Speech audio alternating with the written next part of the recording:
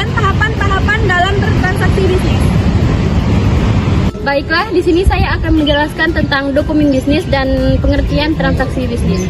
Dokumen bisnis adalah bukti tertulis yang merekam transaksi dan aktivitas bisnis. Sementara tahapan transaksi bisnis ini melibatkan beberapa langkah, yaitu seperti analisis kegiatan, desain, pemodelan, implementasi, pengawasan, dan optimasi. Dokumen bisnis yang utama itu meliputi faktur, laporan keuangan, kontrak, dan perjanjian. Dokumen bisnis juga mencakup beberapa informasi yang relevan dengan operasi dan transaksi bisnis seperti laporan, proposal, kontrak, perjanjian, faktur, tanda terima, dan dokumen proses.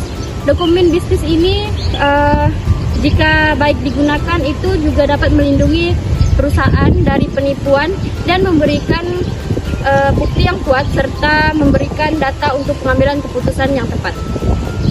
Selanjutnya saya akan menjelaskan tentang pengertian transaksi bisnis.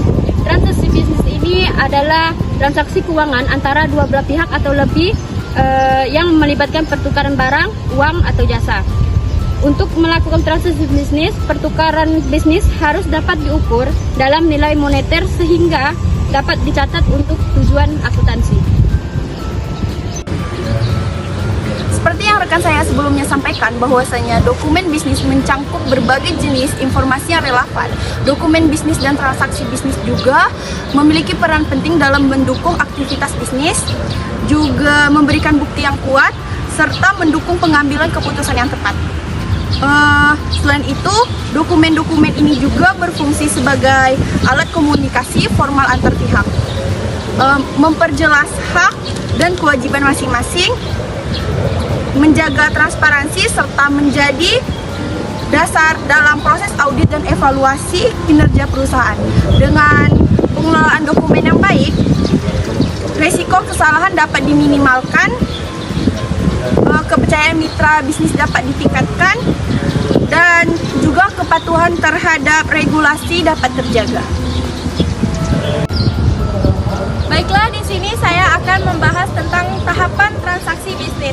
Nah, transaksi bisnis melibatkan 6 tahapan yang saling terkait. Yang pertama adalah analisis kegiatan, yaitu mengidentifikasi tugas dan aktivitas yang perlu dilakukan dalam periode tertentu. Contohnya adalah menganalisis penjualan produk selama liburan untuk meningkatkan stok dan pemasaran. Kemudian yang kedua adalah desain, yaitu menganalisis proses yang ada untuk melihat area yang perlu ditingkatkan.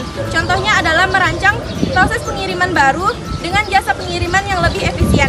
Kemudian yang ketiga adalah permodelan, yaitu memvisualisasikan proses yang dirancang. Contohnya adalah membuat diagram alir untuk memvisualisasikan proses pengiriman baru. Kemudian yang keempat adalah implementasi, yaitu melaksanakan proses yang telah dirancang. Contohnya adalah melaksanakan proses pengiriman baru dan melatih staf. Kemudian yang kelima adalah pengawasan, yaitu memantau kinerja proses dan mengidentifikasi area yang perlu ditingkatkan.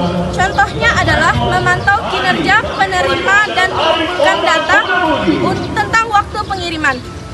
Kemudian yang terakhir, yaitu yang keenam, adalah optimasi, yaitu melakukan perbaikan berkelanjutan pada proses untuk meningkatkan efisiensi dan efektivitas. Contohnya adalah meningkatkan rute pengiriman dan komunikasi dengan pelanggan untuk mempercepat pengiriman. Ada beberapa contoh dokumen bisnis. Yang pertama itu faktur atau invoice. Nah, faktur atau invoice ini merupakan dokumen yang digunakan untuk mencatat transaksi penjualan, termasuk rincian barang atau jasa yang dijual, harga, dan tanggal jatuh tempo pembayaran. Yang kedua itu adanya kwitansi. Kwitansi ini merupakan bukti pembayaran yang diberikan oleh penjual kepada pembeli setelah transaksi selesai.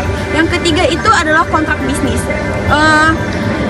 Kontrak bisnis ini merupakan dokumen hukum yang mengatur persyaratan dan tanggung jawab kedua belah pihak dalam suatu perjanjian bisnis. Yang keempat itu laporan keuangan.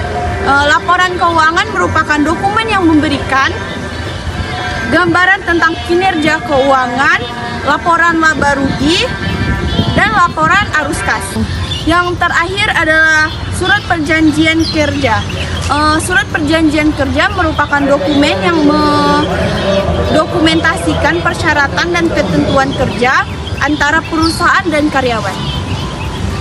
Sekian dari penjelasan materi yang dapat kami sampaikan. Kurang dan lebihnya mohon maaf. Kami akhiri. Wassalamualaikum warahmatullahi wabarakatuh.